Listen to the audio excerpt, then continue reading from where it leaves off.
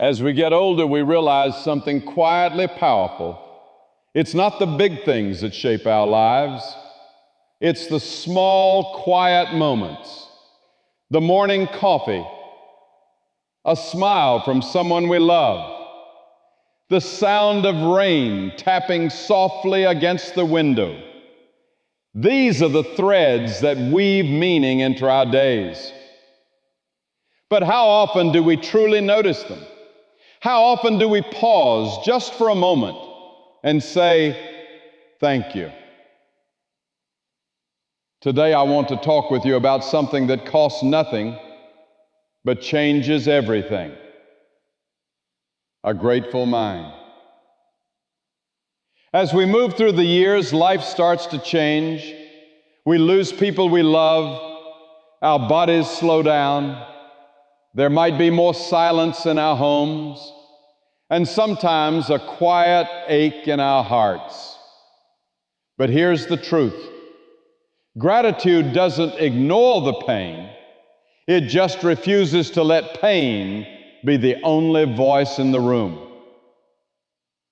In fact, the older we get, the more powerful gratitude becomes. Did you know that studies show practicing gratitude in later life can reduce depression, lower blood pressure, and improve sleep? It helps us feel connected even when we're alone. It helps us feel hopeful even when the days grow quieter. Gratitude is not just a feel-good idea. It's medicine for the soul. Let me tell you a story. A woman named Maria lost her husband after 47 years of marriage. She said the house felt hollow, like a part of her had gone missing.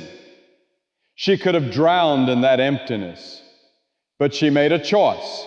Every morning she sat down with a notebook. She wrote down 3 things she was grateful for. Some days it was just the sun is out, my tea is warm, my granddaughter called. And over time, day by day, her spirit began to lift. She said, I didn't stop missing him. I just started remembering what I still had. Gratitude didn't erase her grief, but it gave her peace alongside it. Gratitude is a lens, not a feeling.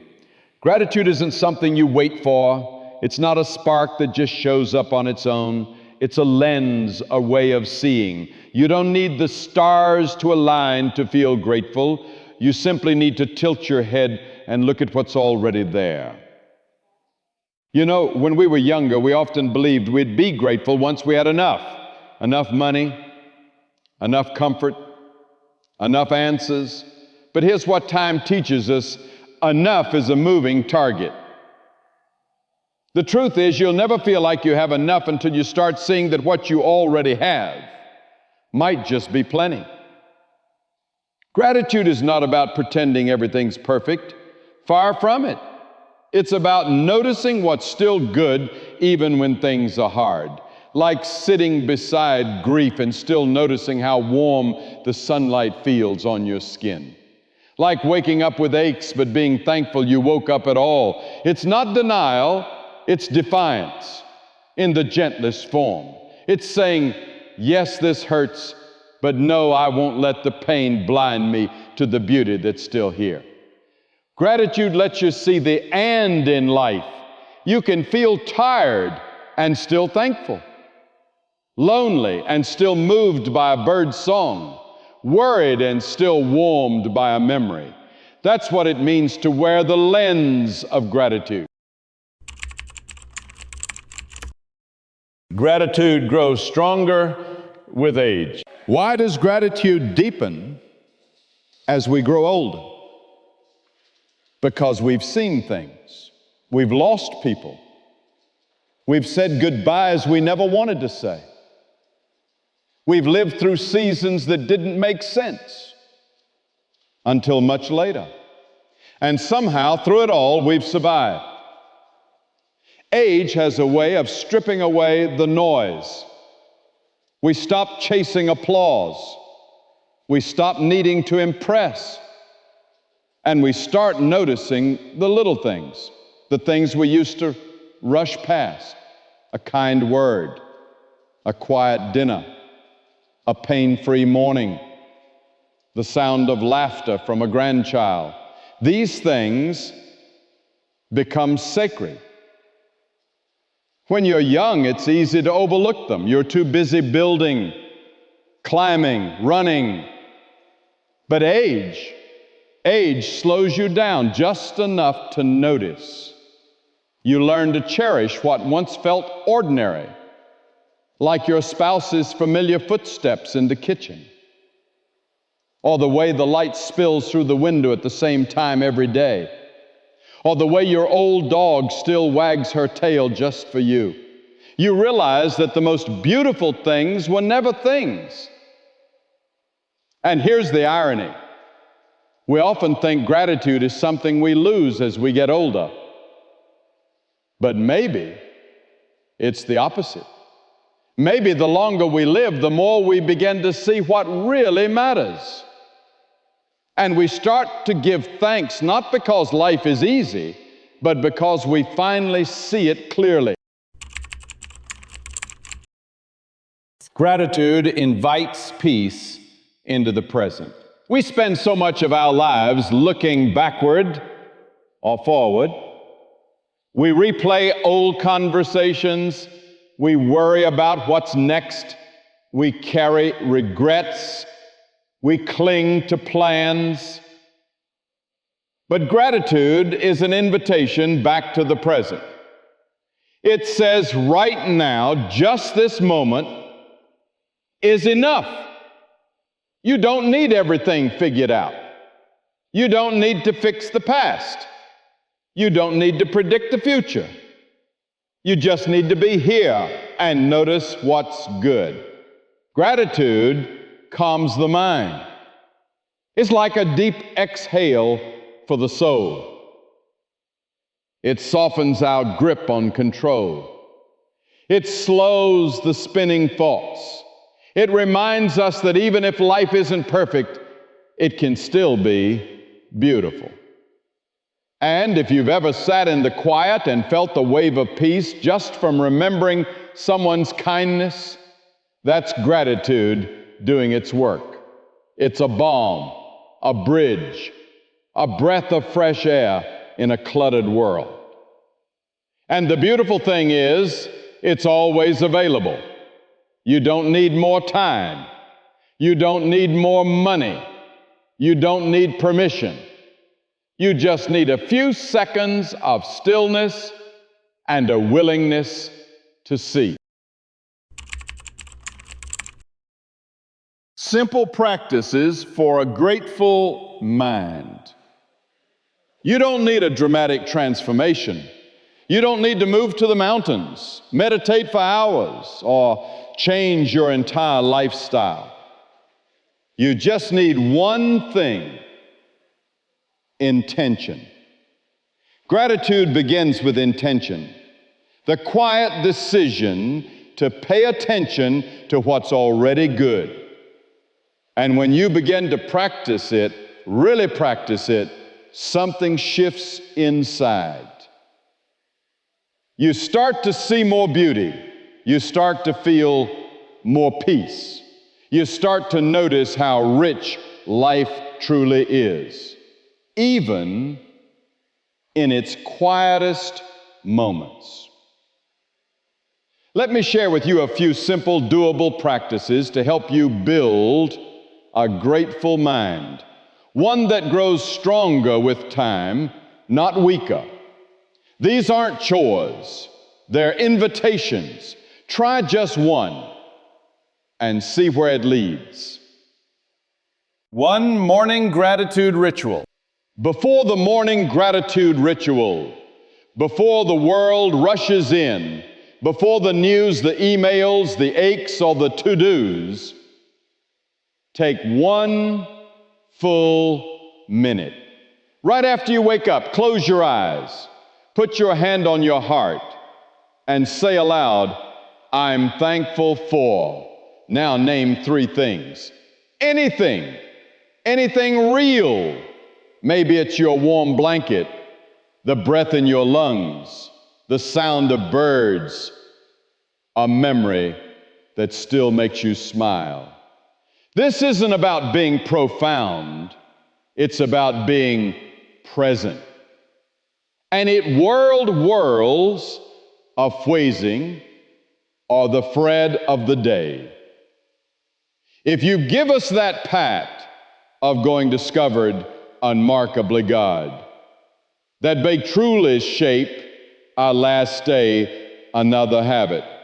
This needs of all called gratices, oncenism time, even everything's happened in the grateful heart.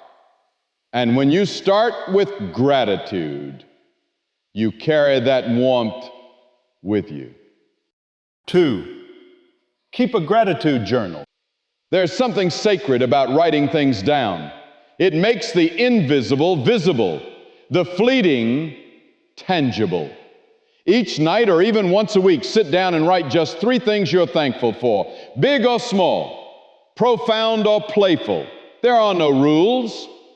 The rain today was gentle. My grandson called me. I made it through a hard moment, and I didn't give up. I laughed at a memory from 20 years ago. What you'll find is this: over time, your journal becomes a mirror reflecting the hidden joy in your life. And on hard days, you can flip back through those pages and remind yourself there is still so much good. 4, evening reflections. What went right? Nighttime can bring stillness, but it can also bring restlessness, regret, worry, memories that feel unfinished, questions with no easy answers. So instead of letting the day end with noise, close it with peace. Before you sleep, ask yourself one question: what went right today? It doesn't need to be huge. It just needs to be true. I had a meaningful conversation. I made someone smile. The soup I made turned out just right. I remembered a song I used to love. This practice rewires your mind. It trains your heart to find what's good, even in a day that felt difficult. And over time, it builds something extraordinary: resilience. Because gratitude doesn't protect you from hard times, it carries you through them. 5, gratitude letters or voice notes. Sometimes the gratitude we feel needs to be spoken. Write a letter, send a voice note. Even if the person is no longer here, say it out loud anyway. Tell your friend, I've never said this, but you helped me through more than you know. Tell your spouse, thank you for the quiet things you do. I notice them more than I say. Tell yourself, yes, you, thank you for not giving up. You've come so far. There is healing in gratitude expressed, not just for the one who hears it, but for the one who says it. 6, gratitude during the hard moment. This might be the hardest practice of all, but it's also the one that transforms you the most. When life feels heavy, when your body hurts, when loneliness creeps in, practice gratitude anyway. Not to pretend the pain isn't there, but to let gratitude sit beside it. You can say, this hurts, but I'm still here. I'm afraid, but I'm also strong. I lost someone I love, but I'm grateful I got to love them at all. This is brave gratitude. Quiet, steady, honest, and it will carry you through the hardest storms with dignity and grace. Final thought. So here we are at the end of this quiet journey together, not with loud conclusions or big declarations, but with something far gentler and far more powerful. A simple reminder: gratitude isn't a destination, it's a way of walking through life. One moment at a time, one breath at a time, one thank you at a time. As we grow older, the world may slow down, but our hearts can deepen. And if we choose to keep noticing the beauty even in the cracks, then every day, no matter how ordinary, becomes something sacred. So take this with you. You don't need more to be grateful. You just need to see more of what you already have. And trust this: a grateful mind doesn't just change how you feel, it changes how you live. Thank you for being here, and thank you for still seeing the good.